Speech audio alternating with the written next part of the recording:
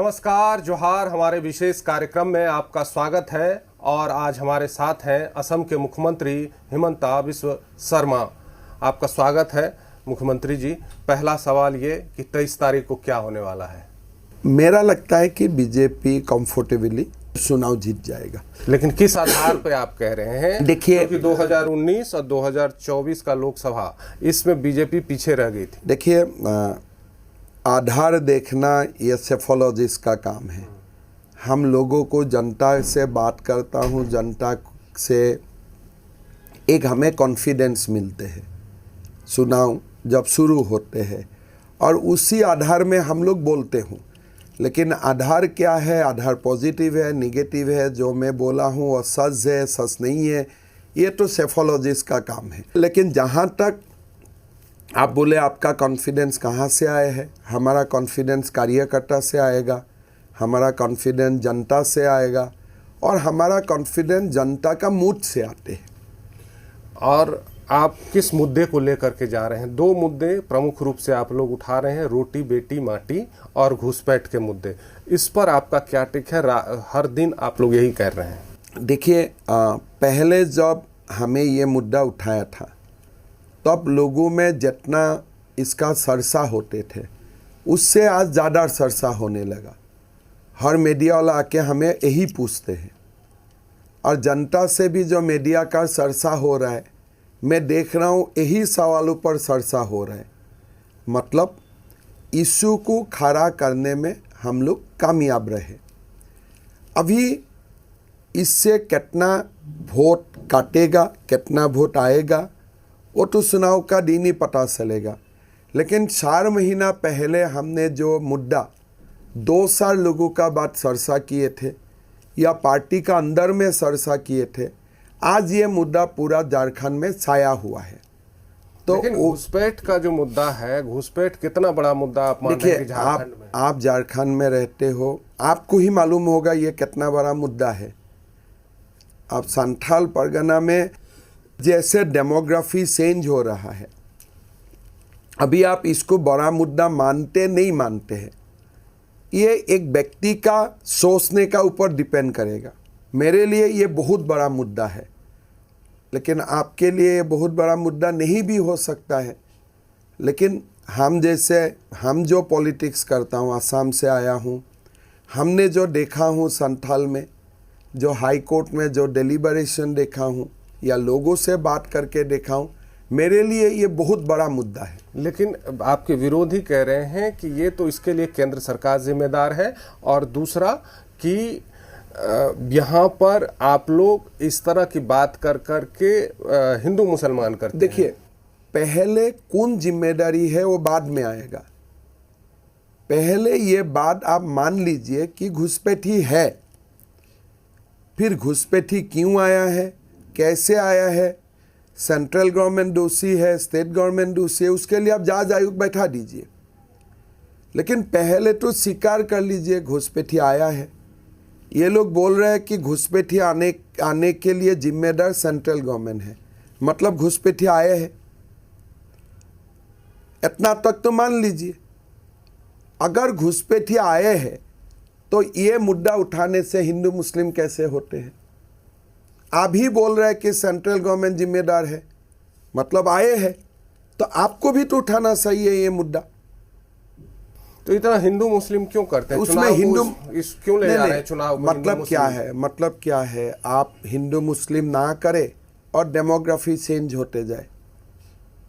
आप तो कोई मुसलमान को टारगेट नहीं कर रहे, जो हमारा स्थानीय मुसलमान समाज है। ये तो मुसलमान समाज का भी मुद्दा है। आपका पास जमीन कितना है, आपका पास इलाका कितना है? अगर घुसपैठी आते हैं, क्या झारखंड इतना बड़ा प्रदेश हो गया कि जो प्रदेश हर साल 10 लाख घुसपैठियों को भी जगह दे सकता है? अगर झारखंड का लोग में ये मानना है कि हमारा पास लैंड है, स्पेस है, जॉब है, एम्प्लॉयमेंट है, हम 10 लाख लोगों को भी यहाँ जगह दे सकता हूँ प्रति साल, तब तो कोई आपत्तियाँ नहीं करेगा। लेकिन झारखंड में ज़मीन कहाँ है? हर दिन ज़मीन के लिए आदिवासी लोग लड़ता है। झारखंड में एम्प्लॉयमेंट अपॉर्चुनिटी कहाँ है? युवा हर दिन रास्ता में आते हैं कि मुझे नौकरी चाहिए। उस सिचुएशन में क्या आप घुसपैठियों को भी साथ में लेने का सिचुएशन में अब है? आप लोग दो और मुद्दा लेकर के जा रहे हैं जो आपके संकल्प पत्र में भी है, यूसीसी और एनआरसी। क्या यूसीसी लागू होगा और एनआरसी भी लागू करेंगे? यूसीसी का मुद्दा हमारे नेशनल मैनिफेस्टो में भी है। ये हमें तो रिपीटेशन किया हूँ कि जब यूसीसी आएगा देश भर में, झारखंड में भी आएगा। लेकिन यूसीसी का मुद्दा यूसीसी लाऊंगा इसलिए झारखंड में नहीं आया। ये मुद्दा इसलिए आया कि भाई अगर यूसीसी आते हैं तो आदिवासी यूसीसी का दायरा में नहीं रहेगा। हमने कोई मैनिफेस्टो में नहीं लिखा है कि हम यूसीसी लाएगा। हमने ये लिखा हूं कि अगर यूसीसी आते हैं तो आदिवासी उसका दायरा से बाहर रहेगा। राहुल गांधी आ रहे हैं, राहुल गांधी कह रहे हैं कि संविधान विरोधी हैं, संविधान को खत्म कर चाहते हैं, रोज आ रहे हैं आजकल यहाँ झारखंड में। ये तो पुराना कैसेट है। ये कैसेट तो राहुल जी बजा ही, नुकसान हुआ था। अरे मैं बोला ना, वो तो बजा चुका है ना। वो नुकसान तो हुए, लेकिन राहुल गांधी तो लीडर ऑफ अपोजिशन ही बना ना, प्रधानमंत्री तो नहीं बने। तो फिर वो झारखंड में कह रहे हैं, आप सम्मेलन भी किए थे यहाँ पे, संविधान बचाओ। करना चाहिए ना, नहीं तो बीजी कैसे रहेगा? सबको आना चाहिए। क्या थोड़े बीजेपी वाला ही आएगा? झारखंड डेमोक्रेटिक स्टेट है, सब लोग आना चाहिए। आने में आप कैसे मना कर सकते हैं? और अगर मैं आपका इंटरव्यू में बोल दो कि राहुल नहीं आना चाहिए, क्या वो मेरा बात मानेगा? आप एक बात बताइए कि कांग्रेस को किस स्थिति में देखते हैं झारखंड? मेरा लगता है द बिगेस्ट कैजुअलिटी कांग्रेस है ये चुनाव में। ये जो चुनाव है, ये चुनाव में सबसे बड़ा अगर कोई पार्टी का नुकसान होगा, एक नंबर में कांग्रेस का नुकसान होगा। कांग्रेस का नुकसान होगा। आप कहाँ देखते हैं? आप लोग देखिए, हम लोगों का अपना सीट कोई लॉस नहीं होगा और हम आगे जाके कांग्रेस और जेएमएम से सीट लाऊंगा, ये हमारा असेसमेंट है। लेकिन मैं जो देख रहा हूँ, जेएमएम से भी ज़्यादा कांग्रेस का नुकसान ये चुनाव में ज़्यादा हो रहा है। तो आप लोगों का जो इस बार का जो प्लान है, क्या लग रहा है कि कुछ नाराजगी भी थी आपके पार्टी में, सब खत्म हो गया? खत्म हो गया, अब कुछ भी नहीं है? कुछ भी नहीं। पार्टी जो छोड़ के गए थे लोग, वो मोटा मोटी सारे लोग वहाँ पास भी आ चुका है, विड्रॉ भी कर दिया है। और हमारा एक्सपेल भी हमने 6-7 लोगों को ही किया। नॉर्मली पूरा चुनाव में 100-150 लोगों को निष्कासित करना पड़ता है, बट ये लिस्ट भी इस बार बहुत छोटे हैं, 6-7। ये चर्चा बहुत है झारखंड में कि हेमंता जहाँ जाते हैं वहाँ सब कुछ ठीक ठाक कर लेते हैं, एकदम पहले जाके घूमते हैं, सिचुएशन भांपते हैं और उसके बाद उस तरह से एक्ट कर देते हैं। ऐसा नहीं होते हैं। चुनाव में लोग इस बार सत्ता का परिवर्तन चाहते हैं, इंडिविजुअली भी चाहते हैं कि मैं विधायक बनूं, मंत्री बनूं। लेकिन सब लोग ये बात मान के सलाह है कि सरकार का परिवर्तन झारखंड का भविष्य के लिए जरूरत है। जब जनता का मूड बनते हैं तब मैनेज करने में बहुत ज़्यादा समस्या नहीं है। फ्लो का साथ जाने में बहुत बड़ा समस्या नहीं है, फ्लो का विपरीत जाने में समस्या है। इस बार फ्लो हमारा साथ है, इसीलिए हमें मैनेज करने में बहुत ज़्यादा असुविधा नहीं हुई। तो इस बार क्या लेकर के आप लोग जा रहे हैं झारखंड के चुनाव में? क्या मुद्दा रोटी बेटी माटी, घुसपैठिया, एनआरसी, एक और मुद्दा जो आप लोग छोड़ दिए हैं, जो विरोधी भी उठा रहे हैं, स्थानीय नीति या सरना कोड? देखिए, स्थानीय नीति हो, सरना कोड हो, दोनों युवाओं का अस्मिता, आदिवासी अस्मिता का साथ जुड़ा हुआ है। हमने मैनिफेस्टो में बोल दिया हूँ कि झारखंड का स्थानीय युवाओं के लिए हम 3 लाख नौकरी लाऊंगा।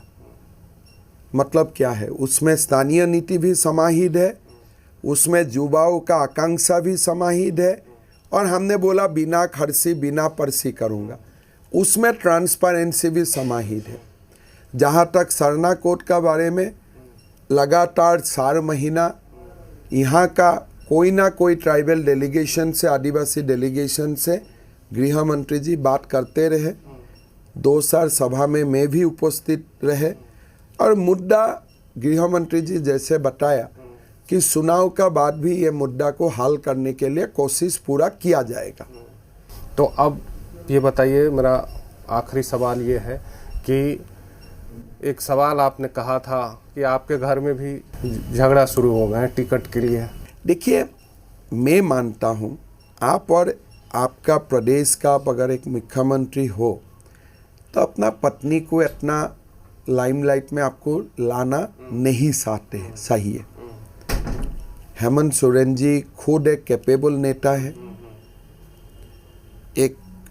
उनको एक तेज नेता माना जाते हैं, लेकिन घर का जब पत्नी को आप पूरा सामने लेके आते हैं तब बाकी जो आपका नारी शक्ति है, आपका ही जो बाकी कार्यकर्ता है, उनका अंदर रोज होते हैं।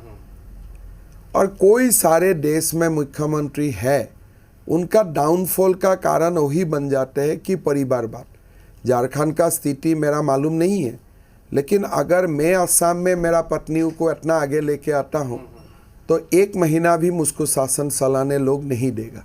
तो आप भी तो परिवारवाद कर रहे हैं बीजेपी। देखिए कितने टिकट लिए हैं आपने झारखंड। मैं बोल रहा हूँ, मैं मुख्यमंत्री हूँ, मेरा पत्नी को अगर कल असम में मैं मेरा पत्नी को चुनाव सभा करवाना शुरू कर देता हूँ, सरकारी सभा करवाना शुरू कर देता हूँ, मेरा पत्नी को मैं विधायिका भी बनाऊंगा, अगली बार मंत्री भी बनाऊंगा, तो मेरा राजनीति करना मुश्किल हो जाएगा। और यही सच अलग अलग, अगर उड़ीसा में मोहन मांझी वो करते हैं, विष्णुदत्त साई वो करते हैं, हमारे लिए पूरा नेशनल एंड रीजनल मीडिया हमको खा जाएगा, रहने भी नहीं देगा एक दिन। लेकिन झारखंड में विपरीत परिस्थितियां है, उनका यहाँ का राजनीति का पाल्स क्या है मुझे मालूम नहीं है। आप समझ गए, हर तरफ आप ही छाए हुए हैं। 4 महीना में बहुत ज़्यादा नहीं है, लेकिन मैं असम में अगर पत्नी को 1 महीना ये लाइमलाइट दे दूँ ना तो मेरा रोटी साफ हो जाएगा।